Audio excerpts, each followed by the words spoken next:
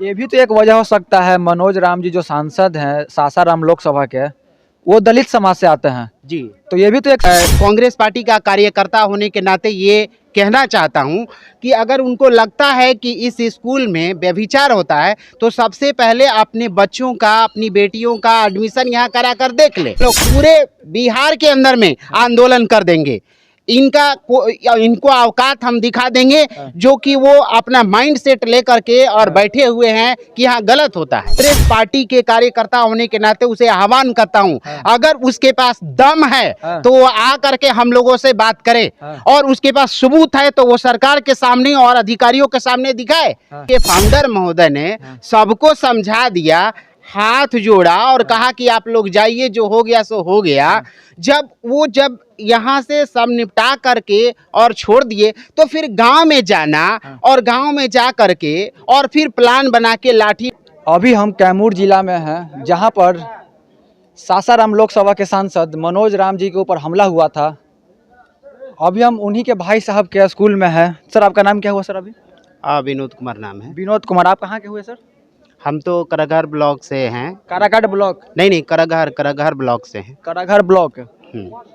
तो आप क्या कुछ जानते हैं उस मामला के बारे में? कि यहाँ पर पूरा पथराव हो गया और एमपी साहब के ऊपर में लोग पत्थरबाजी करके उन्हें घायल कर दिया है। जैसे सारे जो लोग थे बात कर रहे थे कि गलत हुआ है, लेकिन विशेष तौर से उस दिन पता नहीं चल पा रहा है। पुर के जो लोग हैं वो एक ही बात का रट लगाए हुए हैं कि स्कूल में धर्मांतरण होता है। Manoj Christian, Mrityunjay Christian. क्या मतलब, ठीक है वो उनका आस्था है, मानते हैं कि नहीं मानते हैं वो तो मैं नहीं बता सकता।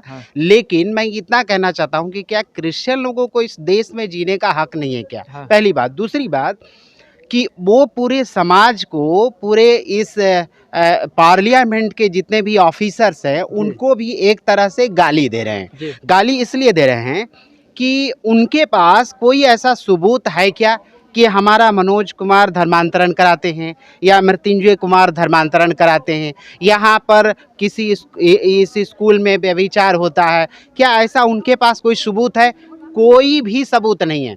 मैं दावे के साथ कहता हूं और मैं एक कांग्रेस पार्टी का कार्यकर्ता होने के नाते ये कहना चाहता हूं कि अगर उनको लगता है कि इस स्कूल में व्यभिचार होता है तो सबसे पहले अपने बच्चों का, अपनी बेटियों का एडमिशन यहाँ करा कर देख ले और उनको पता चल जाएगा कि यहाँ पर व्यभिचार होता है कि पढ़ाई होता है। उनको खटक रही है कि ये जो है, यहाँ तो बहुत सारे समाज के बच्चे पढ़ते हैं और वो इंटेलिजेंट हो रहे हैं और ये बात उन लोगों को पच नहीं रही है, पहली बात। दूसरी बात मैं ये कहना चाह रहा हूँ कि देखिए, जो लोग मीडिया में ये बयान कर रहे हैं कि वो क्रिश्चियन हैं, उनका सदस्यता रद्द करना चाहिए, तो क्या यहाँ पर पार्लियामेंट के जितने भी ऑफिसर्स थे और जिन्होंने स्क्रूटनी करके उनके कागजात को वेरीफाई करके आदेश किया कि नहीं आप चुनाव लड़ सकते हैं, तो क्या वो सब मूर्ख थे? और यही नाथोपुर के वो व्यक्ति जो एकमात्र व्यक्ति है जो बार बार धर्मांतरण के बारे में बोलता है, तो क्या वही विद्वान है इस पूरा पार्लियामेंट में जिन्होंने हमारे मनोज सर को कह रहा है कि ये ईसाई है, इसकी सदस्यता रद्द करना चाहिए? मैं कांग्रेस पार्टी के कार्यकर्ता होने के नाते उसे आह्वान करता हूं, अगर उसके पास दम है तो वो आ करके हम लोगों से बात करे और उसके पास सबूत है तो वो सरकार के सामने और अधिकारियों के सामने दिखाए कि यहाँ धर्मांतरण होता है और यहाँ पर व्यभिचार होता है। इस तरह का गलत आरोप जो लगा रहा है वो सरासर दोषी है और उसको सजा मिलना चाहिए। अगर जैसे ही ये कोई भी न्यायालय का कोई भी चीजें हम लोगों को पता चलता है कार्यकर्ताओं को कि ये ऐसा है, तो हम लोग पूरे बिहार के अंदर में आंदोलन कर देंगे। इनको औकात हम दिखा देंगे जो कि वो अपना माइंड सेट लेकर के और बैठे हुए हैं कि हाँ गलत होता है। ये भी तो एक वजह हो सकता है, मनोज राम जी जो सांसद हैं सासाराम लोकसभा के, वो दलित समाज से आते हैं जी, तो ये भी तो एक मतलब कि वजह हो सकता है। देखिए, दलित समाज से आते, क्या दलित रहना गुनाह है क्या? वो दलित समाज से आते हैं। अच्छी बात है, पढ़े लिखे हैं, योग्य हैं, पुरुषार्थ है उनके अंदर, जवाब देने की क्षमता है। अरे मैं तो उनको धन्यवाद देना चाहता हूं कि उतने बड़े ओहदे पर होकर वो लाठीचार्ज करा सकते थे, पुलिस को बोल सकते थे, लेकिन उन्होंने विनम्रता पूर्वक जाके हाथ जोड़ा। और हाथ जोड़ने के जिन्होंने उनके ऊपर हमला किया, हाँ, उनको हाथ जोड़ा। हम कार्यकर्ता लोगों ने पूछा कि सर आप कहिए हम लोगों को क्या आदेश है, क्या करना चाहिए। बोले नहीं नहीं, उनका धर्म है गाली देना, उनका धर्म है बोलना, वो जो ऐसे करना है करें, लेकिन हम लोग अपनी ओर से गाली नहीं देंगे। इसमें देखिए कितना वो विनम्र हैं, कितना वो आदर के पात्र हैं, कितना अच्छा इंसान है। और मैं पूछता हूँ, जब हमारा इस स्कूल के फाउंडर महोदय ने सबको समझा दिया, हाथ जोड़ा और कहा कि आप लोग जाइए, जो हो गया सो हो गया, जब यहाँ से सब निपटा करके और छोड़ दिए, तो फिर गांव में जाना और गांव में जा करके और फिर प्लान बना के लाठी डंडा भाला लेकर आना और फिर स्कूल पर हमला करना, ये कहाँ जायज है? और गांव कहाँ है? यहाँ स्कूल पर बच्चे पढ़ रहे हैं, परीक्षा हो रहा है, और आप आके डिस्टर्ब कर रहे हैं। बताइए, ये उचित है?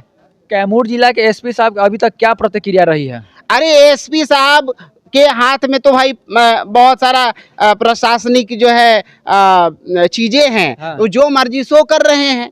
और जब वो यहाँ पर थे और उनके सामने, उनके फोर्स के सामने ही पथराव हुआ, हमारे सांसद को लोगों ने मार डाला और पत्थर से फेंक करके सीढ़ फोड़ दिया, वो 5 घंटे बेहोश हो गए।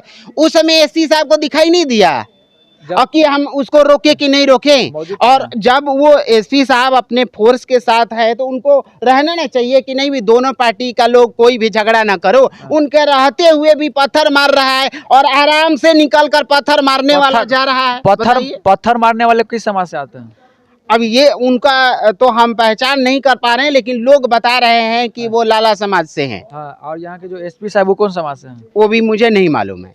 अच्छा, नहीं, वो एसपी साहब कौन बिरादरी के हैं? पक्षपात की बात भी है क्या यहाँ? हमें तो लगता है कि पक्षपात हो रहा है।